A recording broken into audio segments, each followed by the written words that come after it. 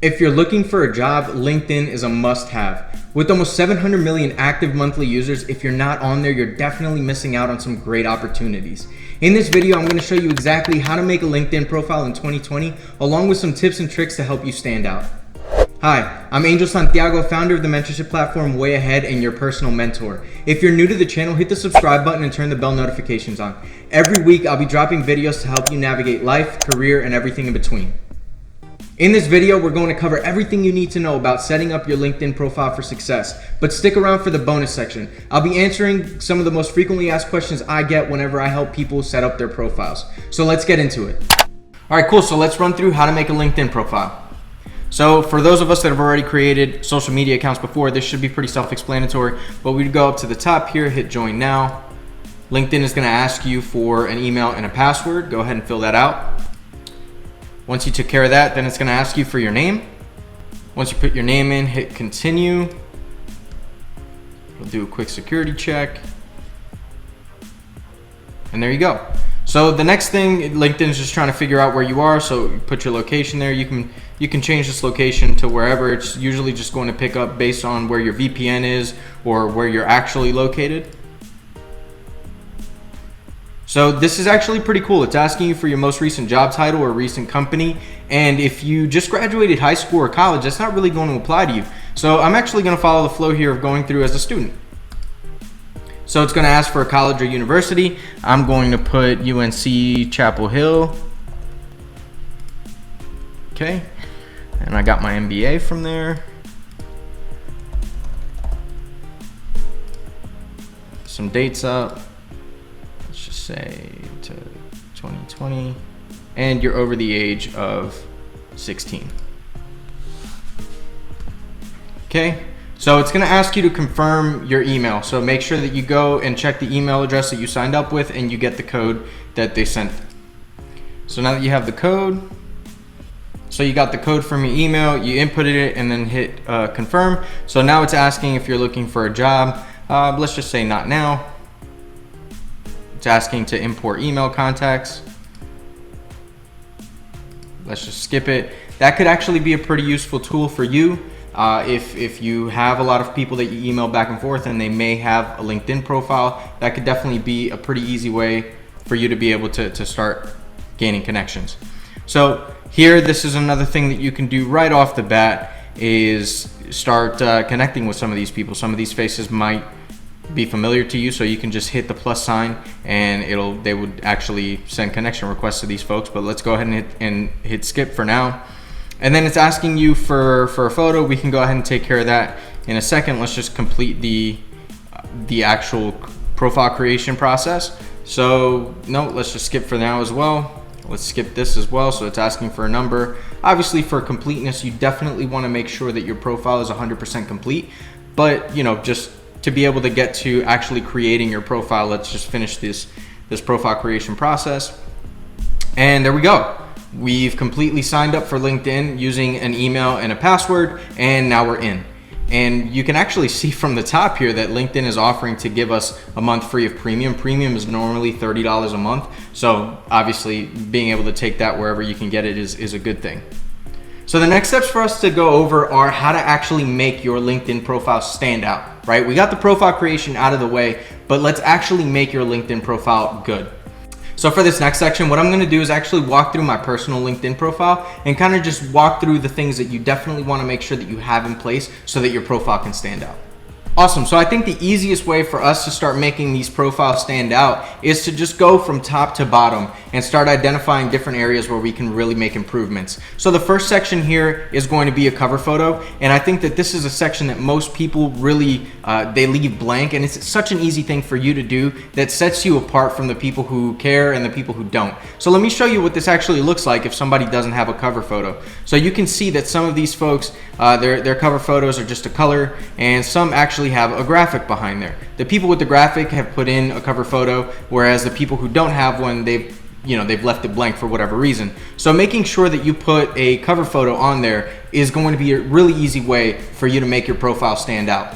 One tool that I really like to use when it comes to making profile pictures or cover photos is canva.com, because I could actually come in here and say LinkedIn, and it already has one already kind of made, and it has the proper dimensions for you to be able to make a custom LinkedIn banner, and then you would download it from Canva and then upload it onto your LinkedIn. So say I wanted to use this for whatever reason, I would then just hit download. Canva would download it for me. It shows up down here.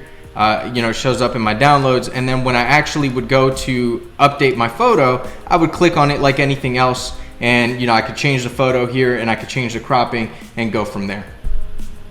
So working our way down, the other section that's really easy for you to do something to stand out is going to be your profile picture. For some reason, people are just not that good at choosing good profile pictures. I've seen profile pictures that the quality is terrible, so it looks very grainy, or it looks like somebody's in a fishbowl, or whatever it may be. LinkedIn, in a lot of ways, is a living, breathing resume. So you definitely want to make sure that the profile picture that you're choosing speaks to who you are and it stands out. So make sure that you're picking a high quality picture to put on your LinkedIn profile. There are a few other really important sections to address here. So this is going to be your headline, and you could actually edit this. So if you click on this little pencil icon here, you can actually edit the top section of your profile. So this lets you edit your cover photo, it lets you edit your profile picture. This gold in symbol here just means that I have premium, your name. So your headline, you can actually go in and change this. A lot of people, for some reason, they just leave their current roles and their current positions. So that's something that you could do, or you can make it something a little more specific to who you are and what you have to offer to a potential employer. So you could also look at, your current positions, your what education to show, which education to show, and then also, whatever industry you may be in, along with URLs or different websites and whatnot. So make sure that you actually go in, take the time, and I would recommend making a different headline than just the basic one that LinkedIn gives you based on your current position. Be creative. Really try to understand what you bring, because that's going to be the first thing that people see when they go on your profile is your headline. So moving down, the next section that we should talk about is the about section. Now, I know a lot of people, they use the about section to kind of, they talk in the third person, and that's totally okay. That's actually common practice for people to speak in the third person, saying that so-and-so has 10 years of experience, or so-and-so graduated at the top of their class, and that's totally fine. I took a different approach when making my profile. When I made the about section, I made it more a narrative about who I was and what I had to offer as a person. In my experience, I think that personalizing things is a really great way to connect authentically with people, and I thought that this, for me, would be a great section to just talk about some of the things that make me unique, and to also just talk about some of the things that I'm working on that I'm passionate about.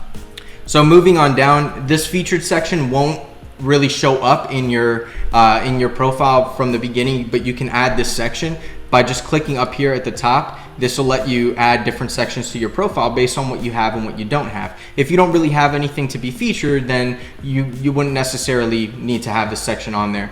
And featured section could really be anything, right? So it could be featured posts that you've made that have gone viral, articles that you've written, links to projects that you're working on, which is what these two are, along with any media or photos, documents, and things like that. So this is really a section for you to kind of highlight some of the things that you're working on, some of the things that you're really proud of. When you're looking at your dashboard, this is really just the people who are viewing your profile and the post views that you have. This activity section is going to be here as well, so it's really just for you to see what's been happening, what's been going on with your profile as of late. So I want to take a second actually and kind of address a few things for people who, if you're a high school student, if you just graduated college, you might be looking at this and say, what exactly do I put on this? What am I supposed to put in the experience section? And I think that that's a perfectly valid question. I think that a lot of times when people make videos about LinkedIn, how to make a LinkedIn, we're assuming that you've already had a job for 10, 20 years and your LinkedIn profile is going to look like you're an absolute boss.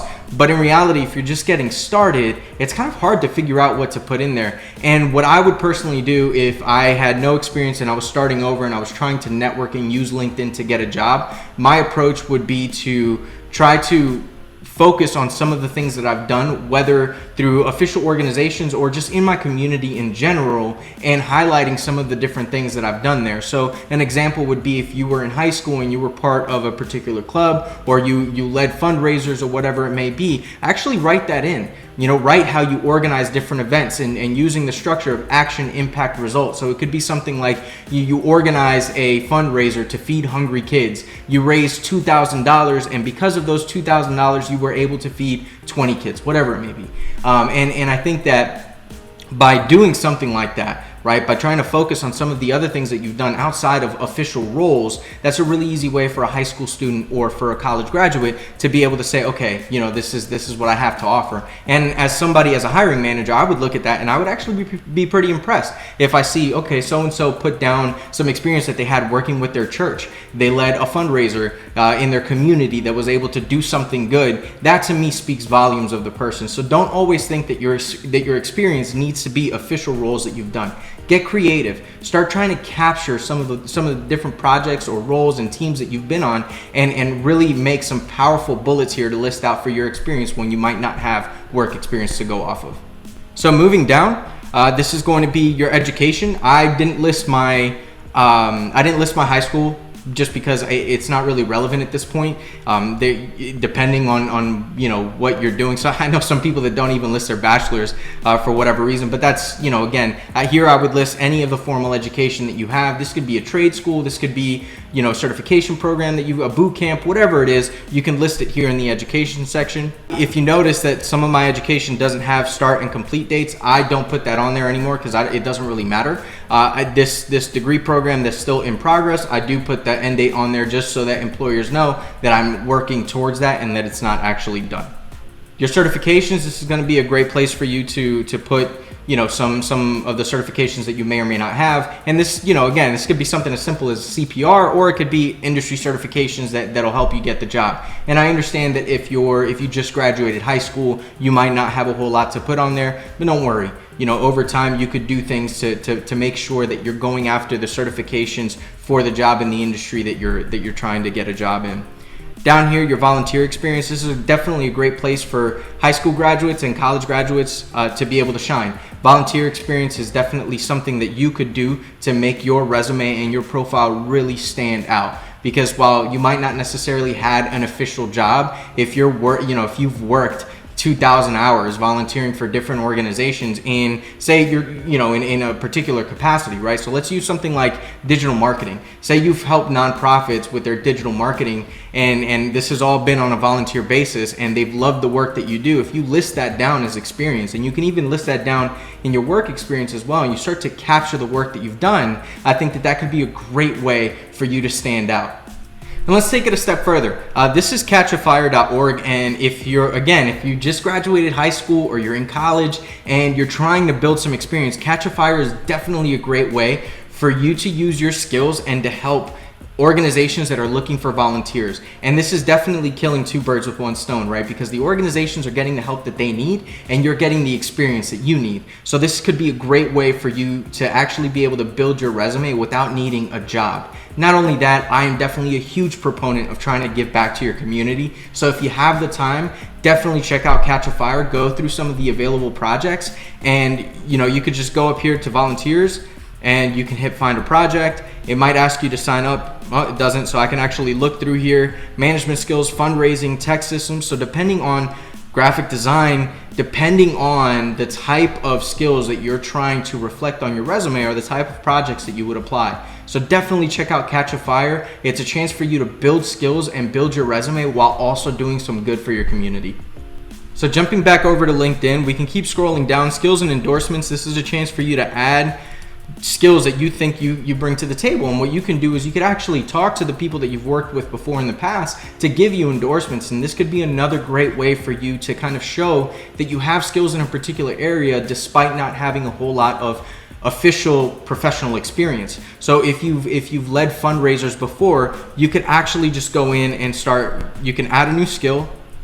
It could be something like fundraising, and you can click on fundraising, and then you can talk to some of the people that you've worked with at a nonprofit or volunteer events, and you can ask them to go in and endorse you. So if you have fundraising here and you get 100 people to say, yep, this person knows what they're talking about when it comes to fundraising, that could be huge for you. So as a potential employer, I could look and I can see, yeah, this person, while they might not necessarily have the skills reflected in their prior roles, they definitely have experience in this area.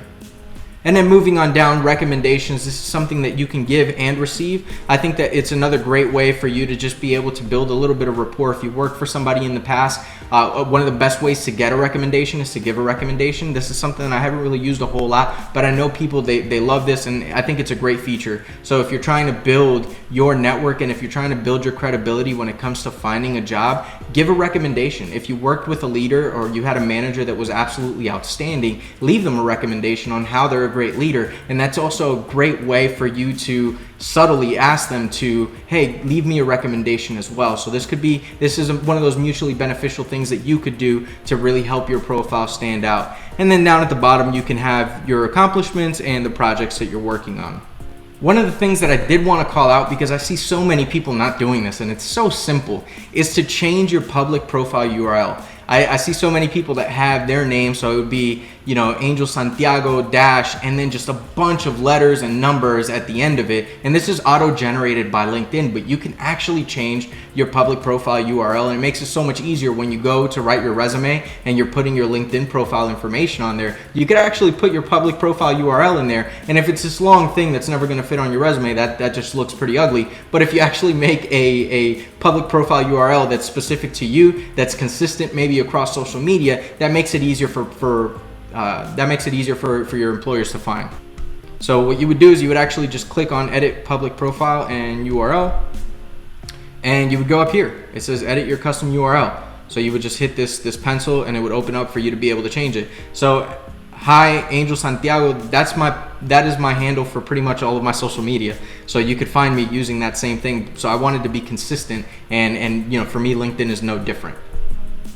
So there you have it. Those are really the tips that I have here in LinkedIn that'll help you kind of stand out. The thing to remember is that there really are no right and wrong answers. I think, the wrong answers are just going to be, there are things that you shouldn't put on LinkedIn, and I think that most of us have the common sense to not put those things up there. But just understand that you should try to personalize your LinkedIn. You can personalize your LinkedIn to make sure that it fits the jobs that you're going after, and really connect with people on a human level, right? When people write posts, and actually maybe that's another great thing for me to show you is in using LinkedIn, which will be another video that I plan on making, is scrolling through here and interacting with people who are putting content out that you agree with, and even if you don't agree with it, or if somebody posts something a little controversial, whether it's working from home, productivity is way down, whatever it may be, having an open discussion with these people in a professional way is a great way to get yourself seen. So I'm hoping that the tips and tricks that I gave you definitely help you out in building your profile. And if you have any questions, obviously, please hit me up in the comment section or send me a connection on LinkedIn. I'd love to help you. So there you have it. Everything you need to know on how to make a LinkedIn profile in 2020, along with some tips and tricks to help you stand out. So in this bonus section, I wanted to give you some of the answers to the frequently asked questions that I get when I help people set up their LinkedIn profiles. The number one question I get is, do I need LinkedIn Premium? The answer is no. LinkedIn Premium is definitely great to have. It gives you access to some things that you don't get with just the basic level, but you definitely don't need it. If your budget is tight, I do understand that $30 can be a little much, especially for a social media platform. But I will encourage you to try to check to see if maybe one of the various groups or organizations that you belong to are offering some type of a discount. I know that when I got out of the military, I was able to get LinkedIn Premium free for a year, which was huge for me. It definitely helped me get my legs under me and get started in the corporate world. And I know that also a lot of schools like to partner with LinkedIn as well, and they could potentially offer you a discount. So make sure you look into that, because while premium isn't necessary, it's definitely nice to have. The second question that I get asked the most is, should I post content? And my answer here is absolutely. I think that everybody has a unique perspective and opinion that they could bring to the conversation, and I would encourage you to put that out there and be seen. LinkedIn is an amazing platform when it comes to organic reach. Your post you could post something that reaches 15 people, or you could post something that reaches 1 million. And that's the crazy thing about LinkedIn, is you never really know. And by posting your ideas, your opinions, and putting yourself out there, you're really building these connections, and you're becoming somebody that your network, that people around you are expecting to see. So I encourage you to please post content and share it with the world. And the third most frequent question I get is, who should I connect with? First and foremost, send me a connection. I would love to be your first connection after you set up your profile. My link is in the bio for my LinkedIn. but you ideally want to connect people that you have a reason to network with. So I don't agree with people who just send connection requests to everybody, but if you have people who went to your high school, if you have people who went to your college or were in your graduating class, your professors, things like that, you should definitely connect with them. Try to build your network as big as possible, because these connections that you're building now could serve you down the line to be able to get the job of your dreams. So there you have it. Those are the answers to the frequently asked questions that I get whenever I help people out with LinkedIn. If this video was helpful for you, I'd love to hear from you in the comments. Let me know what I could do different in the future. Let me know how I was able to help you. And if you know somebody who needs to make a LinkedIn profile, please be sure to share this video with them.